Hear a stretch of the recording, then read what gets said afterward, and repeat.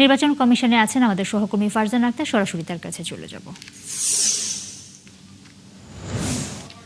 ফারজানা, আমরা জানি যে কিছুক্ষণ আগেই মনোনয়নপত্র জমা দেওয়া হয়েছে বিএনপির পক্ষ থেকে মির্জা ফখরুল ইসলাম আলমগীরের রাষ্ট্রপতি নির্বাচনের জন্য। এছাড়াও প্রতিনিধি দলে যারা এসেছিলেন তারা কি বলেছেন, বিস্তারিত যদি বলেন।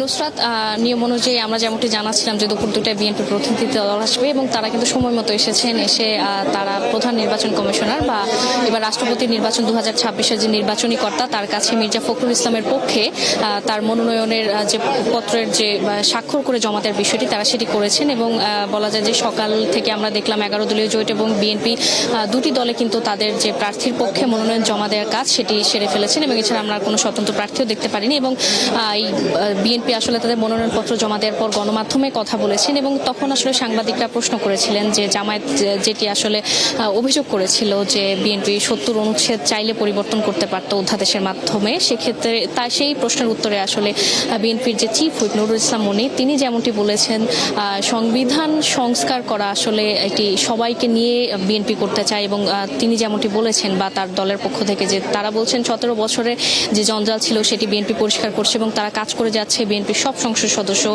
কাজ করে যাচ্ছে। এবং আরেকটি বিষয় কিন্তু সাংবাদিকরা প্রশ্ন করেছিলেন, জামাতের যেটি অভিযোগ ছিল যে সচিবালয়ে কেন বিএনপি স্ট্যান্ডিং কমিটির মিটিং করা হলো, এটি আসলে করা যায় কিনা। সেক্ষেত্রে বিএনপির পক্ষ থেকে উত্তর এসেছে এটি আসলে কোনো স্ট্যান্ডিং কমিটির মিটিং ছিল না। রাষ্ট্রপতি মনোনয়ন কাকে দেওয়া হচ্ছে সেটি আগেই দলে সিদ্ধান্ত নেওয়া হয়েছিল। এটি আসলে সেই সিদ্ধান্ত প্রধানমন্ত্রীর কাছ থেকে আনুষ্ঠানিকভাবে জানার জন্যই আসলে এই মিটিং ছিল এবং বিএনপি কিন্তু এমনটি বলেছে। এবং আরেকটি বিষয়, বিএনপি জামাতকে কিন্তু স্বাগত জানিয়েছে। তারা বলছেন যে বিএনপির পক্ষ থেকে বলা হয়েছে জামাত যে এই নির্বাচনটিকে প্রত্যাখ্যান করেন এবং এখানে অংশ নিচ্ছে গণতন্ত্রের ধারা বজায় রেখে, এই জন্য কিন্তু তারা স্বাগত জানিয়েছে। এবং এর আগেও কিন্তু আমরা সকালে দেখেছিলাম যে জামাতের পক্ষ থেকেও ব্রিফিং করা হয়েছিল। আমরা দেখলাম যে দুটি দলই আসলে তাদের মনোনয়ন ফর্ম তুলেছে এবং জমাও দিল আজকে। এটি আসলে বলা যায় যে প্রথম ধাপের যে কার্যক্রম সেটি শেষ করেছে। এরপর 16ই আগস্ট আসলে যাচাই বাছাই করা হবে এবং 18ই আগস্ট কিন্তু মনোনয়ন প্রত্যাহারের শেষ দিন। এবং 70 অনুচ্ছেদের অধীনে কিন্তু বলা আছে যা ভোটার সংসদ সদস্যরা এবং সংসদ সদস্য তার দলের বাইরে গিয়ে ভোট দিতে পারবেন না। এবং এক্ষেত্রে কিন্তু বলা যায় যে যেহেতু বিএনপি সংসদের সংখ্যা গরিষ্ঠ এবং এক্ষেত্রে মির্জা ফখরুল ইসলাম আলমগীর যদি সবকিছু ঠিকঠাক থাকে এবং যদি মনোনয়নপত্র যাচাই বাছাই উত্তীর্ণ হয়, বলা যায় যে মির্জা ফখরুল ইসলাম আলমগীর দেশের 23তম রাষ্ট্রপতি হতে যাচ্ছেন। এবং এই ভোট অনুষ্ঠিত হবে 20 তারিখ বেলা 2টা থেকে বিকাল 5টা পর্যন্ত এবং ভোট গ্রহণ শেষে নির্বাচন কমিশন একটি প্রাথমিক ফলাফল প্রকাশের পর সেদিন রাতের মধ্যে একটি গেজেট প্রকাশ করবেন। নুসরাত। ফারজানা, অনেক ধন্যবাদ আপনাকে। দর্শক, নির্বাচন কমিশন থেকে যুক্ত হয়েছিলেন সহকর্মী ফারজানা আক্তার। এর আগে সচিবালয়ে বিএনপির স্থায়ী কমিটির বৈঠকে দেশের 23তম রাষ্ট্রপতি হিসেবে বিএনপির প্রার্থী হলেন দলের মহাসচিব মির্জা ফখরুল ইসলাম আলমগীর। যেমনটা জানাচ্ছিলাম, এর মধ্যে মহাসচিব এবং স্থায়ী কমিটির সদস্য পদ থেকে পদত্যাগ করেন তিনি। দুপুরে বৈঠক চলাকালে এসব তথ্য জানান দলের সিনিয়র যুগ্ম মহাসচিব রুহুল কবির রিজভী।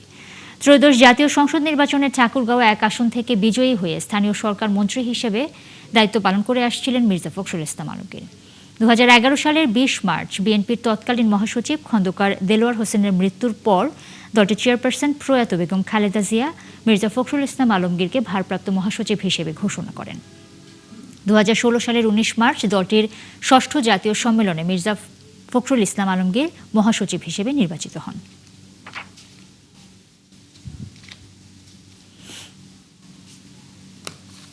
দেশ জাতীয়তাবাদী দলের পক্ষ থেকে আনন্দের সাথে জানাচ্ছি বাংলাদেশ জাতীয়তাবাদী দলের প্রার্থী হয়েছেন মির্জা ফখরুল ইসলাম আলমগীর এবং তিনি প্রার্থী হওয়ার সাথে সাথে বাংলাদেশ জাতীয়তাবাদী দলের মহাসচিব এবং জাতীয় স্থায়ী কমিটির সদস্য পদ থেকে পদত্যাগ করেছেন। আমাদের দলের চেয়ারম্যান এবং প্রধানমন্ত্রী তার কাছে দায়িত্ব দেওয়া আছে, তিনি যে প্রক্রিয়ায় যেভাবে হোক তিনি এটা নিয়ে মতামত নিয়ে তিনি সেটা জানাবেন, সেটা আপনারা পরে জানতে পারবেন।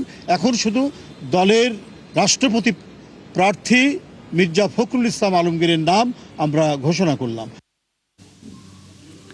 গণতন্ত্র চর্চায় প্রতিদ্বন্দ্বিতামূলক রাষ্ট্রপতি নির্বাচন চায় 11 দলীয় ঐক্য। রাষ্ট্রপতি পদে অলি আহমদকে প্রার্থী করে নির্বাচন কমিশনে মনোনয়নপত্র জমা দিয়ে একথা বলেন জামায়াতে ইসলামের সহকারী সেক্রেটারি জেনারেল হামিদুর রহমান আজাদ।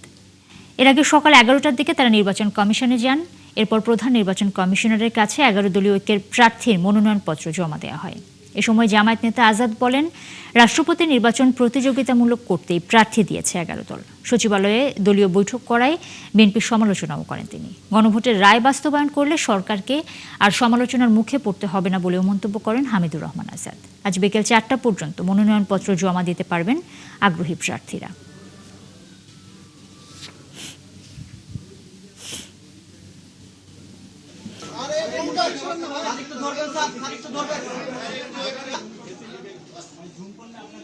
এগারো দলীয় জোট এবং বিরোধী দল রাষ্ট্রপতি নির্বাচনে অংশগ্রহণ করছে এবং আজকে আমরা এখানে এসেছি যে আমাদের 11 দলীয় জোটের যিনি প্রার্থী ডক্টর অলি আহমদ বীর বিক্রম, ওনার মনোনয়নপত্র আমরা আজকে জমা দিয়েছি।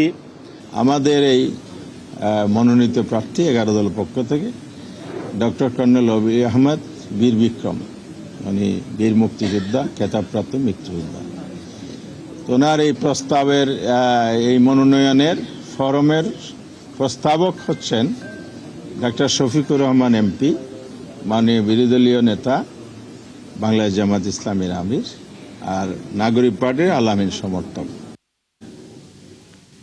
সংবিধানের 70 অনুচ্ছেদের বৈধতা চ্যালেঞ্জ করে হাইকোর্টে রিট করা হয়েছে। এতে রাষ্ট্রপতি নির্বাচনের তফসিল স্থগিত চাওয়া হয়েছে। আজ এই তথ্য জানিয়েছেন রিটকারী আইনজীবী মোহাম্মদ ইউনুস আলী আকন্দ। আগামী রবিবার বিচারপতি খিজির আহমেদের নেতৃত্বাধীন বেঞ্চে এই রিটের উপর শুনানি হতে পারে। সংবিধানের 70 অনুচ্ছেদে বলা হয়েছে, কোনো নির্বাচনে রাজনৈতিক দলের কোনো প্রার্থী মনোনীত হলে, কোনো ব্যক্তি সংসদ সদস্য নির্বাচিত হলে তিনি যদি দল থেকে পদত্যাগ করেন অথবা সংসদে সেই দলের বিপক্ষে ভোটদান করেন, তাহলে সংসদে তার আসন শূন্য হবে। তবে তিনি সেই কারণে পরবর্তী কোনো নির্বাচনে সংসদ সদস্য হতে পারবেন না। আইনজীবী জানান, 70 অনুচ্ছেদের কারণে আইনজীবীরা স্বাধীনভাবে ভোট দিতে পারেন না, তাদের গণতান্ত্রিক অধিকার ব্যাহত হয়। গ্যাস অনুসন্ধানে কূপ খনন, জরিপ এবং নিজস্ব অর্থে বাস্তবায়িত প্রকল্পের ক্ষেত্রে সরকারি সীমার অতিরিক্ত ব্যয়ের ক্ষমতা চান বিদ্যুৎ এবং জ্বালানি মন্ত্রী ইকবাল হাসান মাহমুদ টুকু। এজন্য দুটি আলাদা চিঠি দিয়েছেন অর্থমন্ত্রীর কাছে, যাতে বলা হয় সব প্রক্রিয়া অনুসরণ করে প্রকল্প বাস্তবায়ন সময় সাপেক্ষ। তাই বর্তমান সংকট কাটাতে বিদ্যমান 50 কোটি টাকা ব্যয়ের সীমা তুলে নেওয়া জরুরি। বিশ্লেষকরা মনে করেন, এই অনুমোদন দেয়া হলে অন্যরাও একই আবদার করার সুযোগ পাবে। ইমদাদ হোসেনের রিপোর্টে বিস্তারিত। ক্ষমতার 6 মাসে প্রায় পুরোটা সময়ই সরকারের নিত্যসঙ্গী বিদ্যুৎ ও জ্বালানি সংকট, বিশেষ করে গ্যাস সরবরাহ। একদিকে স্থানীয় উৎপাদন কমে যাওয়া, অন্যদিকে আমদানি ব্যয় ও যোগানের অনিশ্চয়তা ভোগাচ্ছে সব শ্রেণীর গ্রাহককে।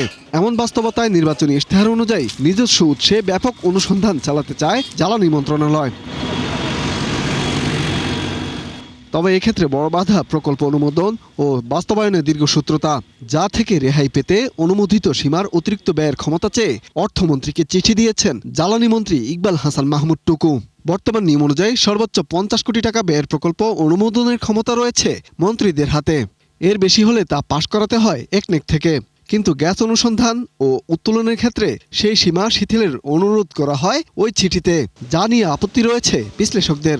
এই ধরনের উদাহরণ যদি একটা তৈরি হয়, তখন এই ঝুঁকিটা তো সবসময় থাকে যে অন্য কেউ অন্য কোনো একটা পরিস্থিতিকে ব্যাখ্যা করে এটাকে বারবার এই ধরনের যে বাইপাস করে একটা বিশেষ সুবিধার জায়গা সৃষ্টি করা, সেইটা করার চেষ্টা করবেন। এটা আমরা অন্যান্য ক্ষেত্রে কিন্তু দেখেছি যে সরকারের যেই একটা জবাবদিহিতা প্রাতিষ্ঠানিক কাঠামো আছে, সেই কাঠামোকে সাইডলাইন করে কিন্তু বিভিন্ন ধরনের নীতি সিদ্ধান্ত এর আগের সরকার নিয়েছে। বাড়তি ব্যয়ের ক্ষমতা চেয়ে পাঠানো দুটি চিঠিতে বলা হয়, আগামী 5 বছরে 117টি কূপ খননের পরিকল্পনা রয়েছে সরকারের, যার মাধ্যমে বাড়তি গ্যাস যুক্ত হবে 153 কোটি ঘনফুট। এজন্য অনুসন্ধান, খনন, সাইসমিক সার্ভে, ওয়ার্ক ওভার এবং মূল্যায়নের জন্য 50 কোটি টাকার বেশি প্রকল্প অনুমোদন ও বাস্তবায়নের ক্ষমতা দেওয়ার অনুরোধ করেন তিনি। অবশ্য তা ঠিক কত হবে সেটি নির্দিষ্ট করা হয়নি। আমরা দেখেছি এর আগে যে একনেকে অনেক ধরনের প্রকল্প আসলেই তারপরে কিন্তু এটা আবার পুনর্বিবেচনার ভিতরে যায়, কারণ মন্ত্রণালয় থেকে এটা নিজেদের যেহেতু এটা তারা করবেন, তাদের একক সিদ্ধান্তের ভেতরে এটা না আসাটাই ভালো।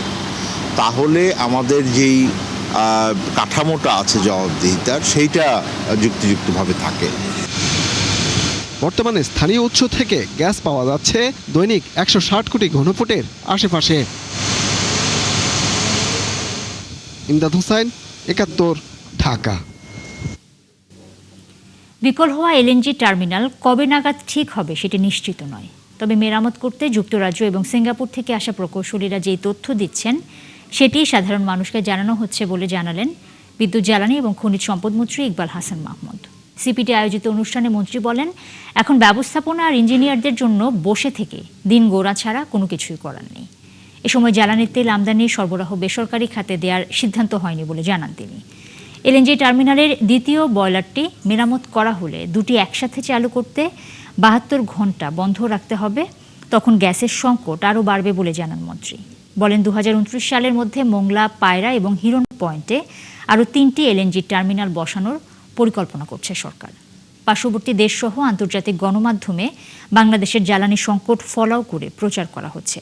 ফলে তৈরি পোশাক খাতের বৈশ্বিক ক্রেতারা আতঙ্কিত হয়ে পড়ছেন বলে অভিযোগ করেন বিসিআই সভাপতি আনোয়ারুল আলম চৌধুরী।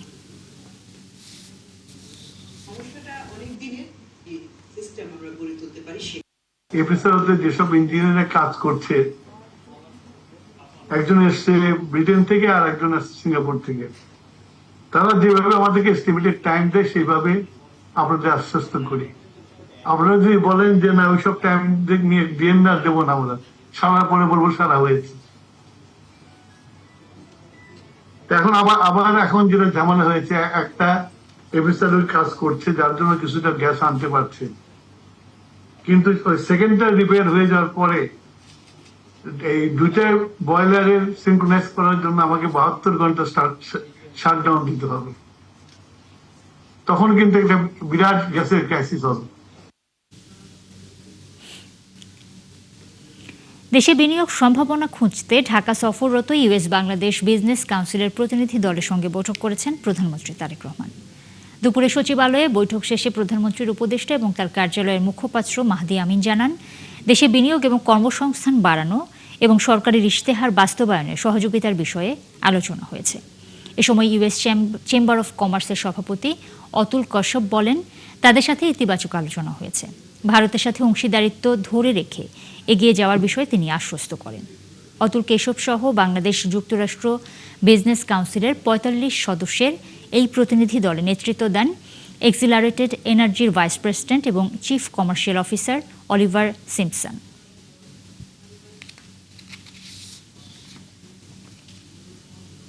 কিভাবে বাংলাদেশে বিনিয়োগ আরও বাড়ানো যায়, ব্যবসা বাণিজ্য সম্প্রসারণ করা যায়, অর্থনৈতিক অগ্রযাত্রা বাংলাদেশ যুক্তরাষ্ট্রের সম্পর্ক আরও স্থিতিশীল এবং আরও দীর্ঘায়িত করা যায়, কিভাবে বাংলাদেশে কর্মসংস্থান তৈরি করা যায় এবং সরকারের বিভিন্ন ম্যানিফেস্টোতে যে পলিসিগুলো রয়েছে এগুলো বাস্তবায়নে আমেরিকার প্রাইভেট সেক্টর থেকে কিভাবে ভূমিকা রাখা যায় এগুলো নিয়ে বিস্তারিত আলোচনা হয়েছে। There have been 50 of us, business executives, who have flown in from all over the world representing the front line of American companies, 25 of the top American companies. American companies are very privileged to be the top investors from a foreign country in Bangladesh. Bangladesh O Saudi আরবের মধ্যে সাপ্তাহিক যাত্রীবাহী ফ্লাইটের সংখ্যা ৪৯ থেকে বাড়িয়ে ৮৪টি করা হয়েছে। নতুন সমঝোতায় হজ এবং ওমরা যাত্রী সহ প্রায় ৪০ লাখ প্রবাসী উপকৃত হবেন বলে জানিয়েছেন বেবিচক chairman air vice marshal Mohammad Mostafa Mahmud Siddique. Bangladesh Saudi বিমান চলাচল সহযোগিতা জোরদারে সকালে বেবিচক সদর দপ্তরে স্বাক্ষরিত সমঝোতা স্মারক নিয়ে মতবিনিময় সভায় তিনি এসব তথ্য জানান। এ সময় বেবিচক চেয়ারম্যান বলেন, নতুন চুক্তিতে যাত্রীবাহী ফ্লাইটের পাশাপাশি প্রতি সপ্তাহে ২১টি কার্গো ফ্লাইট পরিচালনার সুযোগ রাখা হয়েছে। ফলে ঢাকা ছাড়াও চট্টগ্রাম এবং সিলেট থেকে রিয়াদ, দাম্মাম, মদিনা এবং জেদ্দায় সরাসরি বিমান যোগাযোগ আরও বাড়বে। ওদের যে এয়ারলাইন তাদের রিকোয়েস্ট করেছি, ঢাকা হজরত শাহজালাল জায়গাটা এই অপারেশনগুলো এখন কোয়াইট কমপ্রেসড। আপনারা জানেন যে 8 মিলিয়নের এগেনস্টে আমরা অলমোস্ট 1.3 মিলিয়ন আমরা প্যাসেঞ্জার আমরা হ্যান্ডেল করছি, 13 মিলিয়ন প্যাসেঞ্জার হ্যান্ডেল করছি। সুতরাং it is already over pressurised. আমরা ওদের রিকোয়েস্ট করেছি আমাদের আর যে দুইটা ইন্টারন্যাশনাল ডেস্টিনেশন আছে, পয়েন্ট আছে, that is Chittagong and Sylhet, সেগুলো তো আরও হয়তো একটা আন্ডার ফ্যাসিলিটি হয়ে আছে, আন্ডার ইউটিলাইজ হয়েছে, অনেক ফ্যাসিলিটি আছে। ওনাদের রিকোয়েস্ট করেছি, দেন অ্যাগ্রিড যে সাবসিকুয়েন্টলি যে ফ্রিকোয়েন্সিগুলো হবে সেই ফ্রিকোয়েন্সিগুলো ইউটিলাইজ করার জন্য চিটাগং এবং সিলেটটাও আরও বেটার ইউটিলাইজড হবে। ঢাকার ঐতিহ্যকে ধারণ করে উদযাপিত হতে যাচ্ছে হৃদয়ের ঢাকা ৪১৬ উৎসব। আজ নগর ভবনে সংবাদ সম্মেলনে উৎসব সংক্রান্ত বিষয় তুলে ধরেন ঢাকা দক্ষিণ সিটি কর্পোরেশনের প্রশাসক আব্দুস সালাম। ঐতিহ্যবাহী ঢাকার সমৃদ্ধ ইতিহাস এবং সংস্কৃতি তুলে ধরতে বর্ণাঢ্য নানা কর্মসূচির আয়োজন করা হয়েছে এবারের উৎসবে। সংবাদ সম্মেলনে তিনি বলেন, ঢাকার ঐতিহ্য পুনরায় জাগৃত করার প্রত্যাশা নিয়েই এই আয়োজন করা হয়েছে। সবাইকে নিজ নিজ অবস্থান থেকে দায়িত্ব পালনের আহ্বান জানিয়ে ডিএসসিসি প্রশাসক বলেন, নিজের বাড়ি, আশপাশের আঙিনা এবং রাস্তা পরিষ্কার রাখলেই এই শহরের চেহারা বদলানো সম্ভব। এর জন্য ঢাকার প্রতি ভালোবাসা থাকা জরুরি বলেও মনে করেন আব্দুস সালাম। ফাইনাল যে প্রোগ্রাম সেটা হলো 29 তারিখে বিকেল 4টায় লালবাগের কেল্লায় এখানে অনুষ্ঠিত হবে। মাননীয় প্রধানমন্ত্রী এখানে সদয় সম্মতি জ্ঞাপন করেছেন যে উনি সেখানে উপস্থিত থাকবেন। সবাই এটাকে বাসা হিসাবে এখানে দেখে আর বাড়ি হিসাবে মনে করে নিজের বাড়িটাকে, কিন্তু যতক্ষণ পর্যন্ত এই ঢাকাটাকে তাদের নিজের বাড়ি হিসাবে মনে করতে না পারবে, সেই পর্যন্ত হৃদয়ের দিয়ে তারা কিন্তু এটাকে উপলব্ধি করতে পারবে না। আর হৃদয় দিয়ে যদি আমি উপলব্ধি না করি, তাহলে এই ঢাকার প্রতি আমার মমত্ববোধ, আমার ভালোবাসা, ঢাকাটাকে পরিচ্ছন্ন রাখা, সুন্দর রাখা, একটা গরিব মানুষ যে বস্তিতে থাকে সেও কিন্তু তার ঘরটাকে পরিষ্কার রাখার চেষ্টা করে। দর্শক, চলছে সংবাদ সংযোগ। সরাসরি সংবাদ অনুষ্ঠান দেখতে চোখ রাখুন একাত্তরের ফেসবুক পেজে এবং সাবস্ক্রাইব করুন একাত্তরের ইউটিউব চ্যানেল। সাথেই থাকুন একাত্তর।